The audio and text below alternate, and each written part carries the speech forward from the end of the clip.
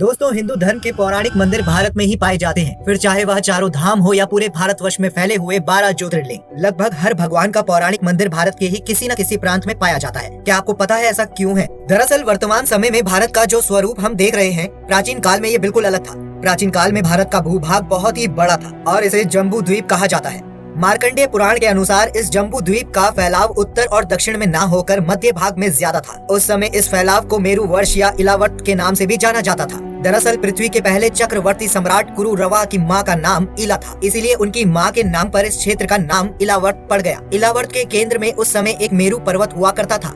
इस मेरु पर्वत के शिखर पर भगवान ब्रह्मा का विशाल नगर बताया जाता है, जिसे ब्रह्मपुरी के नाम से जाना जाता है। ब्रह्मपुरी के आसपास 8 और क्षेत्र बताए जाते हैं, जिनमें से एक भगवान इंद्र की नगरी थी। एक कथा के अनुसार भगवान राम के जन्म से भी हजारों वर्ष पहले प्रथम मनु के पुत्र और प्रियव्रत के पुत्र ने इस भारतवर्ष को बसाया था। तब इस क्षेत्र का नाम कुछ और हुआ करता था। एक मत के अनुसार ये भी माना जाता है कि पुरु वंश के राजा दुष्यंत और उनकी पत्नी शकुंतला से जिस संतान की उत्पत्ति हुई उसका नाम भरत था और उसी के नाम पर क्षेत्र का नाम भारतवर्ष रखा गया। उस समय का भारतवर्ष वर्तमान समय के भारत की तुलना में काफी बड़े क्षेत्र में फैला हुआ था। उस समय उसमें वर्तमान समय के कई देश जैसे पाकिस्तान, अफगानिस्तान, बांग्लादेश, श्रीलंका, नेपाल, भूटान, ईरान, इराक और चीन का कुछ भाग आता था। इसका उल्लेख कुछ ग्रंथों में आर्यवर्त नाम से भी मिलता है। इन सब के अलावा आज भी ऐसे कई देश हैं जिनमें हमें हिंदू मंदिर दिखाई देते हैं। और केवल यही नहीं, वहाँ के निवासी भी सनातन संस्कृति को मानते हैं और उसके अनुसार आचरण भी करते हैं। जैसे आज भी थाईलैंड के राज परिवार पर हिंदू धर्म का गहरा प्रभाव है। वहाँ के लोग ये तक मानते हैं कि थाईलैंड के राजा भगवान विष्णु के ही अवतार हैं। इसीलिए तो थाईलैंड का राष्ट्रीय प्रतीक भी गरुड़ रखा गया है। इसके अलावा इंडोनेशिया के जावा में प्रम्बानन मंदिर प्राचीन जावा का सबसे विशाल हिंदू मंदिर है। ये मंदिर ब्रह्मा, विष्णु और महेश को समर्पित है।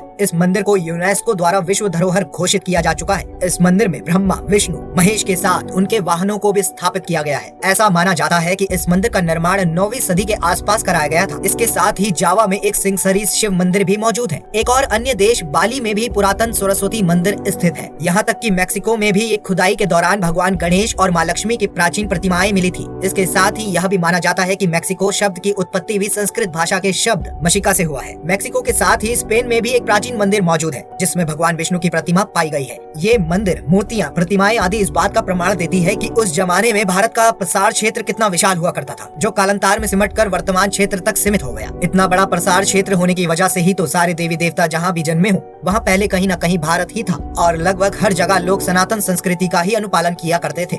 इसीलिए जितने भी देवी देवता हैं, सभी के पौराणिक मंदिर भारत में ही पाए जाते हैं। हिंदू धर्म में तीर्थों में सबसे उत्तम तीर्थ 4 धामों को माना गया है। महाभारत में पांडवों ने कहा था कि जो भी व्यक्ति अपने जीवन में एक बार इन 4 धामों की यात्रा करेगा, वह अपने सारे पापों से मुक्त हो जाएगा और उसे मोक्ष की प्राप्ति होगी। 4 धामों में सबसे पहला नाम आता है बद्रीनाथ का। बद्रीनाथ के बारे में ये बताया जाता है कि स्वयं नारायण ने ही यहाँ आकर तपस्या की थी और उस समय यह स्थान बैरी के पेड़ों से भरा हुआ था। बैरी को संस्कृत में बद्री कहा जाता है, इसलिए उस समय इस वन को बद्रिका वन के नाम से जाना जाता है। जब यहाँ भगवान नारायण ने तपस्या की तो इस स्थान को बद्री नारायण कहा जाने लगा। दूसरा धाम रामेश्वरम को माना जाता है, क्योंकि इससे संबंधित घटना त्रेता युग में हुई थी। दरअसल त्रेता युग में जब भगवान विष्णु के अवतार प्रभु श्री राम माता जी की खोज में विचरण करते हुए भारत के दक्षिणतम छोर पर पहुँचे, भगवान श्री राम ने उधर एक शिवलिंग की स्थापना की। शिवलिंग की स्थापना के बाद उन्होंने कहा कि ये राम के ईश्वर है, इसीलिए उन्हें रामेश्वरम कहा जाने लगा। इसके बाद तीसरा स्थान है द्वारिका। द्वारिका को तीसरे धाम के रूप में जाना जाता है। कहा जाता है कि द्वापर युग में भगवान श्री कृष्ण ने जन्म भले ही मथुरा में लिया,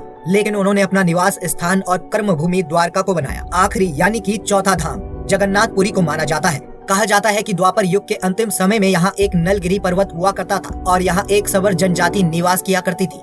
आगे चलकर भगवान विष्णु ने इसी सबर जनजाति में अवतार लिया। इसी कारण भगवान जगन्नाथ का रूप आज भी एक कबीलाई रूप में है। जगन्नाथपुरी का उल्लेख कई पुराणों में देखने को मिलता है, जैसे कुम्र पुराण, नारद पुराण, पद्म पुराण आदि। पुरी एकमात्र ऐसा मंदिर है पूरे भारतवर्ष में जहाँ भगवान कृष्ण अपनी बहन सुभद्रा और भाई बालभद्र के साथ विराजमान है।